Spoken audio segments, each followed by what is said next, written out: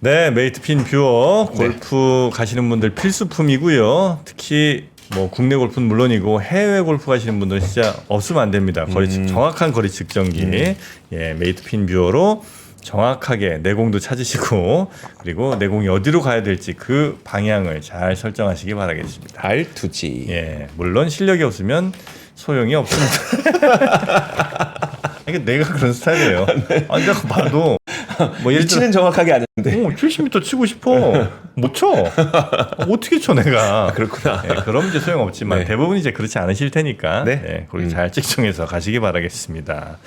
자, 이번 시간에는 자율주행 또 전기차 관련된 이야기 아주 핫한 걸 또 갖고 왔습니다. 우리 류종훈 기자 오랜만에 뵙습니다. 어서 오십시오. 어서 오세요. 네, 안녕하십니까. 류종훈입니다. 네. 네. 네, 맨날 독일 다녀왔습니다. 독일이요? 네. 프랑크푸르트? 프랑크푸르트도 갔고요. 스투트가르트도 가고 라이프치히도 슈투트가르트. 가고. 네. 갔다 왔 슈투트가르트를 갔다 온 데는 이유가 있겠죠. 왜 슈투트가르트냐? 슈투트가르트에는 두 개의 태양이 있습니다. 두 개의 태양? 네. 벤츠와 포르쉐네? 포르쉐. 역시. 그렇지. 역시 슈투트가르트가 잘하시는군요. 포르쉐 로고에 써 있어요. 아, 맞아요. 맞아요. 네. 네, 어쩌고저쩌고 슈투트가르트 뭐 네. 이렇게. 네, 거기 보면은 말도 있고 사슴뿔도 있고 뭐 여러 가지 있잖아요. 아, 사슴뿔이에요 그게? 네, 그게 다 이제 그 보면은 슈투트가르트와 연관이 있는 그런 아, 그래요? 만큼 역사의 그 지역의 휘장이라고 하나요? 맞아요. 그 휘장이었었죠. 네. 그 어쨌든 이야기는 오늘은 제가 근데 그 얘기는 아니고. 네, 그 이야기는 제가 그 앞권에서 한번 제대로 좀 풀어드리려고 지금 준비를 거의 하고 있는 상황이고 네. 네, 오늘은 자율주행 이야기를 제가 예전부터 좀 준비를 계속 하다가 오늘 독일 얘기 아니에요 그러면? 오늘은 독일 이야기는 아닙니다. 독일 갔다 온 얘기 왜 하니 그러면? 자랑하려고요. 아 열받네. 아 좋았어요? 네. 알겠습니다. 그래서 오늘은 뭐라고요? 오늘은 이제 그 자율주행인데 이제 네. 중국 자율주행이랑 미국 자율주행 이야기를 좀 해보려고 합니다. 사실 중국과 미국의 자율주행 이야기. 네, 아무래도 이제 며칠 전이었죠. 이틀 전에 일론 머스크가 이제 CNBC였나요? 인터뷰를 통해서 6월 달부터 우리가 이야기했던 로보택시를 진짜 시작할 거다. 근데 열대부터 한다. 열대부터. 네. 그리고 원격 조종이다. 이 이야기가 좀 있었습니다. 원격 조종? 네, 원격 조종이라는 말에 대해서는 좀 약간 해석에 지금 논란이 있기는 한데 네? 100%풀 원격 조종이라는 말이냐 아니면은 긴급 상황에만 원격 대응을 하겠다는 거냐라고 하는 건데 그 부분에 대해서는 아직까지 테슬라에서 이야기를 안 했기 때문에 결론은 내릴 수는 없지만 아무래도 그냥 웬만하면 그냥 돌아다니다가 이제 보통 원격 대응을 많이 하거든요. 지금 리던더시 차원에서 네. 그런 걸로 갈 것 같은데 이제 중국 이야기를 제가 왜 꺼냈냐 하면은 중국이 지금 자율주행으로 굉장히 핫하잖아요. 네. 근데 사실 우리가 중국에 대한 자율주행을 이야기할 때는 그건 자율주행이 아니거든요.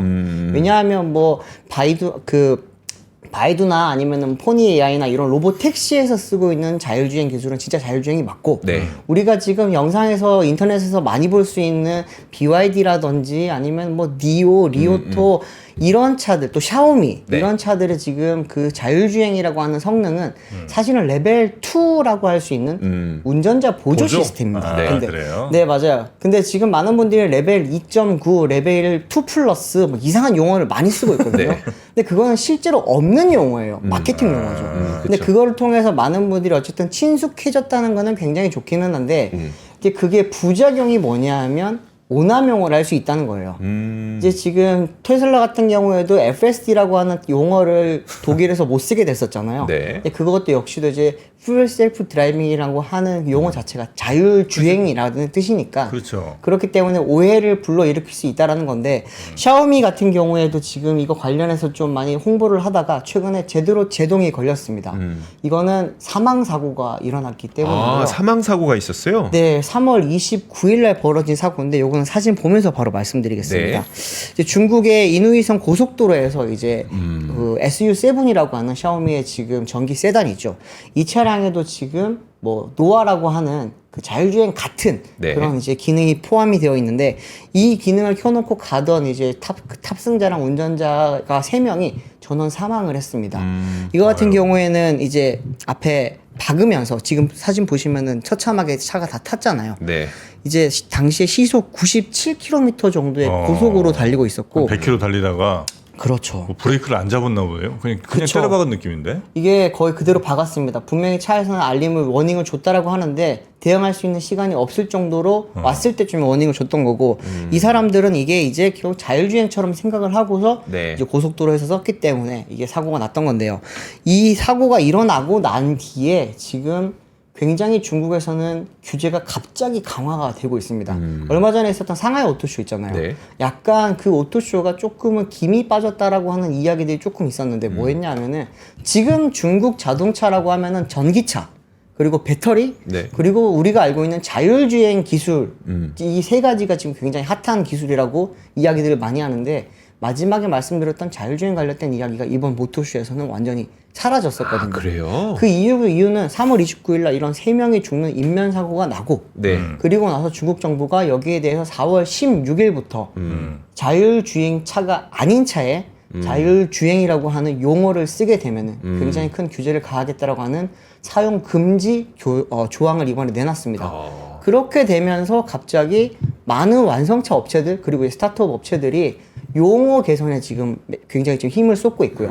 실제로 지금 이 사고의 장본인이었던 샤오미 같은 경우에는 그 우리가 차를 살려면은 그 인터넷 들어가서 내 차 만들기 해볼 수 있잖아요. 네. 옵션을 넣을 때 거기에 자율주행이라고 하는 용어를 빼버렸어요. 사진 보시면은 SU7을 이제 막 옵션 구성을 하다 보면은 원래는 샤오미 파일럿 맥스라고 하는 용어를 썼습니다. 네. 파일럿이라고 하는 건 우리가 오토파일럿. 이게 그렇죠. 사실은 테슬라로 유명하지만 원래는 비행기에서 항공기에서 이제 그 기장들이 순항을 하고 있을 때는 오토파일럿 기능을 켜놓고 네. 자동으로 갈 수 있게 하는 그 장치가 원래 오토파일럿이잖아요. 네. 그러다 보니 파일럿이라고 하는 용어 자체가 자율주행이라고 하는 그런 오해를 불러일으킬 수가 있다 보니까 그 용어를 지금 지운 거거든요. 지금 바뀐 걸 보면 HAD라고 하는 용어로 바뀌었습니다. 네.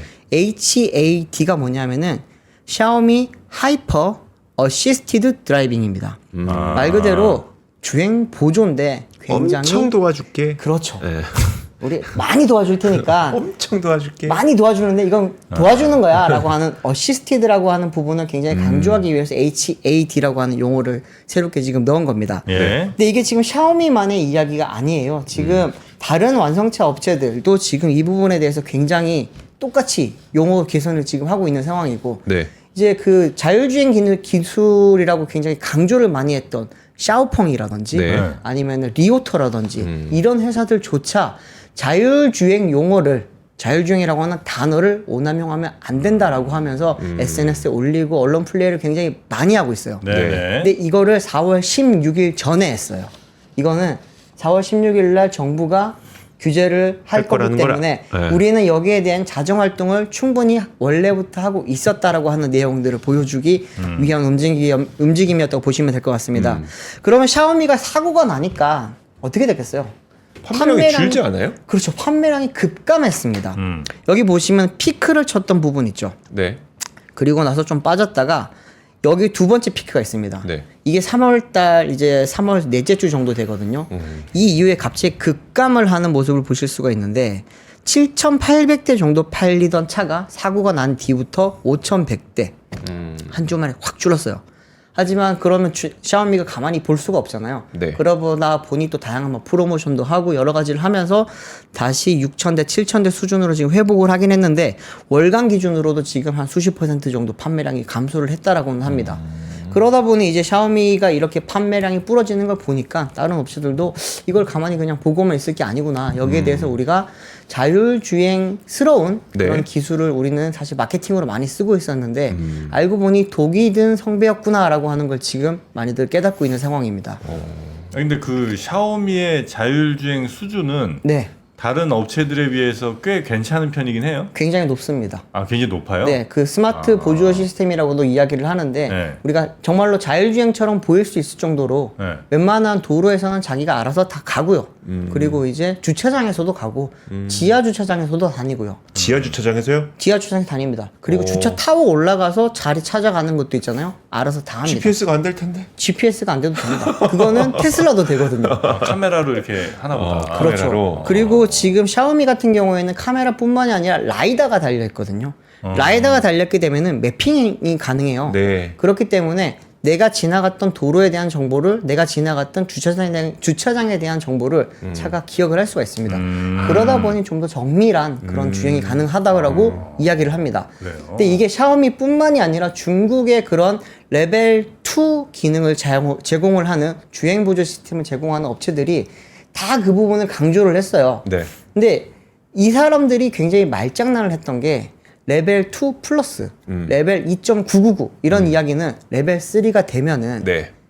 책임을 져야 되잖아요. 네. 책임자가 회사가 되는 거죠. 그렇죠. 네. 사고에 대한 책임을 져야 되기 때문에 자율주행 같은 기술을 제공을 하지만 레벨 2 플러스고 레벨 3는 절대 아니에요. 이런 이야기 했던 거죠. 근데 그러다가 사고가 이번에 딱 발생을 하고 나니까 그 용어에 기대해서 우리가 뭔가 회피를 할 수 있지 않을까라고 기대를 했는데 지금 중국 정부의 움직임은 그렇지는 않을 걸로 지금 보이는 상황입니다.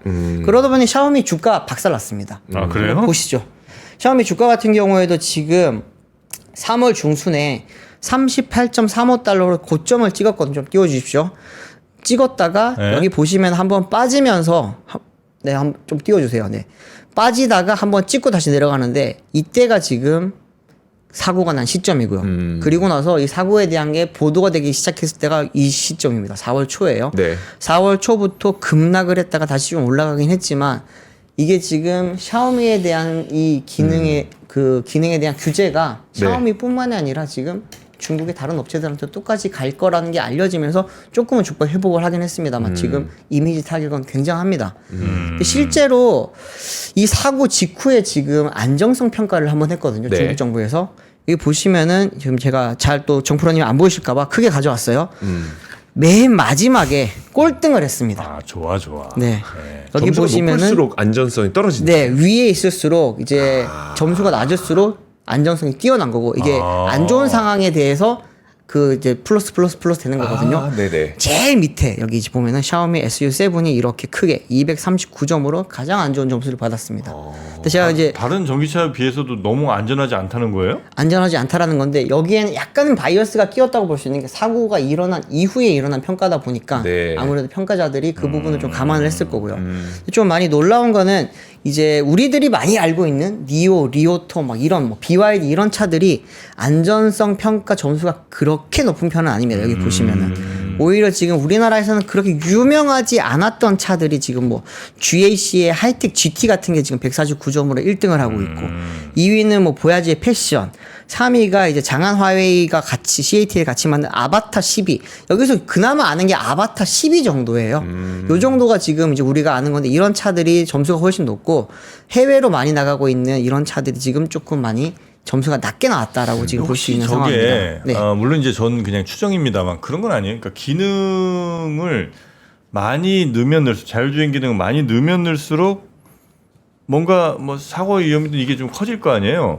근데 그 SU7 그러니까 예를 들어 맨 위에 성적 높은 애들은 뭐 차선 변경 보조만 이렇게 해주면 네. 그럼 뭐 사고 일어날 게 별로 없잖아. 그러니까 좀 안전하고 혹시 SU7은 워낙 이것저것 다 자율로 막 해놓다 보니까 더 네. 위험한 평가를 받은 건 아닌가? 그렇진 않습니다. 그건 아니에요? 여기 있는 애들은 전부 다 누가 봐도 테슬라의 FSD처럼 자기가 알아서 잘 가는 애들이에요. 아, 전 애들은 거의 다? 네. 아, 그래요? 지금 여기에 지금 평가를 받은 이 29개의 차종이 대형 세단, 굉장히 고급 대형 세단들이거든요. 네. 그러다 보니까 각 브랜드별로 기함급의 차들을 지금 내놓은 거예요. 우리 회사에서 제일 잘 만들고 아, 제일 플래그십 비싸게 모델 애들이에요? 그렇죠. 플래그십 모델. 아. 그런 차들에 대한 평가기 때문에 그 정도의 지금 뭐 기능 차이가 많지는 않다라고 그래요? 이야기를 합니다. 그렇기 때문에 눈에 보이는 그런 기능으로 봤을 때는 다 비슷비슷하게 누가 봐도 쟤네도 다 테슬라만큼 하는데라고 했던 애들이 지금 쫙 모여 있는 건데 거기에 대한 안전성 평가를 해보니까 좀 굉장히 좀 의외의 결과가 네. 나왔다라고 보실 수가 있는 하여튼 겁니다. 이제 중국 얘기 좀 해주셨고 아까 네. 뭐 미국도 얘기해 주신다며. 네, 미국 얘기 해야죠. 예. 미국 얘기 하기 전에 하나만 짚고 네. 넘어갈게요. 요거 정말 유심해서 보셔야 되거든요. 몇 번이나 많이들 보셨을 텐데 보시면은 SA라고 하는 미국 자동차 공학회에서 지금 내놓은 자율주행 기능이거든요. 네. 기준이거든요. 이게 2016년도부터 지금 계속해서 나오는 건데 파란색 부분이 레벨 0, 1, 2가 주행 보조 시스템입니다. 네. 그리고 여기 초록색 부분 레벨 3, 4, 5가 자율주행 시스템입니다. 이 부분을 혼동해서 쓰시면 안 돼요. 특히나 이제 우리 언론인들이 굉장히 많이 혼동해서 쓰고 있는데 그러면 절대 안 되거든요. 네. 유튜버라든지 기자들이라든지 이런 사람들이 이거 혼동해서 쓰면은 많은 사람들이 헷갈립니다. 그렇기 때문에 아직까지도 대부분의 채널 레벨 2입니다. 레벨 2 플러스 2.999 이런 거는 여기에 없는 용어예요. 마케팅 레벨 용어이기 2다 때문에. 그냥 그런 거 다. 그렇죠. 예. 그렇기 때문에 이 부분을 좀 명확하게 하고 제가 넘어가려고 하는 거고 테슬라의 지금 FSD 역시도 레벨 2입니다. 네. 그리고 V13도 레벨 2예요. 네. FSD V14가 나오면 어떻게 될지 봐야겠지만 지금 테슬라에서 이야기하는 걸로는 레벨 4 수준이라고 이야기를 하죠. 레벨 4라고는 안 해요. 거기서도 지금. 그리고 내년에 나올 사이버캡 같은 경우에도 레벨 5를 지향한다라고 하지 레벨 5라고 이야기를 안 합니다. 5 지향한다고. 네, 그 차는 레벨 5가 아니면은 운행을 할 수 없는 게 사실 맞거든요. 왜냐하면 휠이 스티어링 없죠. 휠도 없죠, 페달도 없죠. 알아서 가는 차인데 레벨 5가 아니라고 해야 되냐? 맞다고 해야 되냐? 와, 물리적으로 핸들 없는데도 5가 아니라고 주장한다. 그렇죠. 5라고 주장 안 하는 거죠. 5 아니라고 주장하는 게 아니라 5라고 주장을 안 하는 거예요. 그렇죠, 그렇죠. 네. 근데 이제 이 부분에 대해서는 이제 좀 지켜보면 바로 나올 게 바로 이제 일론 머스크가 그저께 인터뷰 했듯이 네. 바로 이제 6월 달부터 다음 달입니다. 다음 얼마 안 달부터? 남았어요. 이제 텍사스 오스틴에서 로보택시를 시작을 합니다. 여기서 시작하는 열대라고 하는 거는 그럼 사이버캡이 아니에요? 사이버캡이 아니고 아, 아마 이제 모델 Y나 모델 3 기존 차량에 모델 Y와 모델 3. 네, 그 차량이고 그리고 이제 그 FSD V14가 지금 최신 버전이 새롭게 나오면서 릴리즈를 하면서 시작을 할 거라는 이야기를 하고 있고요. 근데 당초만 하더라도 이게 뭐 수백 대를 동시에 굴릴 것처럼 작년에 이야기를 했었거든요. 네. 그런데 이번 발표를 보면은 처음에는 일단 10대를 굴리고 그리고 나서 수준외로 20대, 30대, 40대로 늘려가면서 올 연말까지 아무래도 한 1000대까지 늘릴 예정이다라고 이야기를 했습니다. 그리고 나서 이제 이야기 나왔던 것 중에 하나는 원격 조정에 대한 이야기가 좀 있었습니다. 네. 이 부분은 지금 뭐 부정적으로 보려고 하면 한없이 부정적으로 보려면 또 사기치는 거 아니냐라고 볼 수 있는데 그 정도는 아닌 것 같고 알아서 돌리고 있는데 안전 시스템들 있죠. 네. 상황실에서 차량들을 열 대면은 각각 개별적으로 볼 수 있잖아요. 그 차별로 상황이 좀 위험하거나 아니면 예상치 못한 상황이 발생했을 때 그때 이제 안전 요원이 이제 직접 타질 않으니까 네. 원격으로 그 부분을 좀 조정할 수 있게 한다 정도로 지금 볼 수 있고 네. 이거는 웨이모, 크루즈 아니면 뭐 다른 자율주행 업체들도 다 하고 있는 겁니다. 근데 그렇기 때문에 이 부분에 대해서는 너무 안 좋게 이야기할 건 아닌데 뭐 좀 많은 분들이 기대를 했던 진짜 E2E 서비스를 E2E 그 인공지능 시스템을 통해서 얘가 알아서 모든 걸 다 하는 걸 바랬던 분들한테는 조금은 실망스러운 이야기일 수도 있기는 합니다. 네. 근데 어쨌든 이게 지금 시작이 되게 되면은 아무래도 이제 좀 테슬라에 대해서 많이 좀 기대를 가지고 있는 네. 분들은 주가 부양도 할 수 있고 테슬라가 진짜 이제 자율주행을 하는구나라고 하는 네. 기대도 할 수 있을 것 같은데 이제 그게 저는 기대가 되는 이유가 뭐냐면 이미 미국에서 웨이모 저기 유종 기자도 한번 타고 왔었고 네. 근데 정말 너무 잘해요. 본인보다 잘한다고 운전을. 네. 제가 류종훈 기자 네. 차 타봤거든요. 약간 험해. 근데 훨씬 부드럽게 운전 잘한다고 정말 했는데 잘해요. 이제 네. 비교를 할 수가 있겠죠. 그렇죠. 네. 네. 그리고 좀 다른 게 이제 많은 분들이 야 FSD가 웨이모 시스템보다 운전 더 잘해라고 네. 하는 분들이 많거든요. 근데 그거는 웨이모 같은 경우에는 택시라고 보면 되잖아요. 네. 승객을 태우고 가는 거고 FSD 지금까지 많이 미국에 뿌려져 있는 거는 알아서 가는 내가 오너 드라이빙 시스템이랑 비슷하다고 봐야 네. 된단 말이에요. 근데 이거는 이번에 나온 로보택시는 이제 승객이 되는 거죠. 그리고 오너가 아닌 사람들이 타게 된단 말이에요. 그렇죠. 네. 탑승객이라고. 네. 근데 오너들 대부분은 이제 내 차고 소중한 내 차니까 굉장히 애정어린 시선으로 많이 보는데 네. 우리 택시 타면 애정어립니까? 아니란 말이에요. 네. 굉장히 신랄한 평가가 이제부터 많이 나올 거라고 볼 수 네. 있고 그러다 보니 처음부터는 좀 굉장히 좀 뭐라 그럴까요? 조심스럽게 시작하는 거죠. 그래서 지금 시작하는 것 자체가 사실 일반 승객 대상이 아닙니다. 열대로 하는 거는요. 그래요? 지오 펜싱이라고 해서 특정 구역에서만 할 수 있게 하는 거고 여기는 이제 테슬라 직원들 네. 그리고 이제 내부 관계자들 뭐 여기에 좀 인볼브 돼 있는 분들이 지금 먼저 타고 여기에 대해서 안정성이 굉장히 확보가 됐다라고 판단이 되면은 그러면 그때부터 많이 넓혀가겠다라고 하는 건데 근데 테슬라 일론 머스크 CEO가 이번에 인터뷰하면서 약간 논란이 좀 될 수 있는 내용 중에 하나가 네. 캘리포니아라든지 여러 지역으로 향후에 많이 우리가 확대를 해 나가겠다라고 했던 이야기가 있었습니다. 근데 이 부분은 조금 많이 살펴봐야 될 것 같은 게 지금 텍사스 오스틴과 네. 캘리포니아는 규제가 굉장히 많이 다릅니다. 이제 처음에 텍사스로 시작했던 이유 자체도 텍사스는 자율주행 관련해서 지금 규제 사항이 없는 곳이에요. 그럼에도 불구하고 지오펜싱이라고 하는 걸로 시작하는 거는 네. 안정성 때문에 자체적으로 규제를 만든 거죠. 근데 캘리포니아 같은 경우에는 굉장히 거기에 대한 규제가 센 주고요. 여기서 만약에 달리고 싶으면은 미리 등록을 해야 되고 거기에 대한 안전평가를 매년 받아야 되고 그게 한 2, 3년인가 아마 쌓여야지만 네. 제가 가능한 걸로 알고 있거든요. 근데 그런 부분에 대해서 지금 저는 준비가 안 돼 있기 때문에 당장 지금 말했던 것처럼 내년에 사이버캡이 나오면은 그 차량이 미국 전역을 돌아다니고 이거는 사실상 좀 불가능한 일이기 때문에 이 부분 좀 지켜봐야 될 거라고 봅니다. 근데 여기에 대해서 제가 정리를 한 게 있는데 이거 한번 보시면서 말씀을 드리면은 텍사스는 굉장히 관대하고요. 이게 지오펜싱이라고 하는 것도 결국에는 안정성 평가를 안정성을 네. 확보하기 위해서라고 할 수 있지만 좀 더 다르게 본다면은 일반 사람들에 대해서 좀 이제 부정적인 이야기가 처음부터 나오지 부정적으로 표 있으면 표를 좀 표좀 띄워주세요. 네.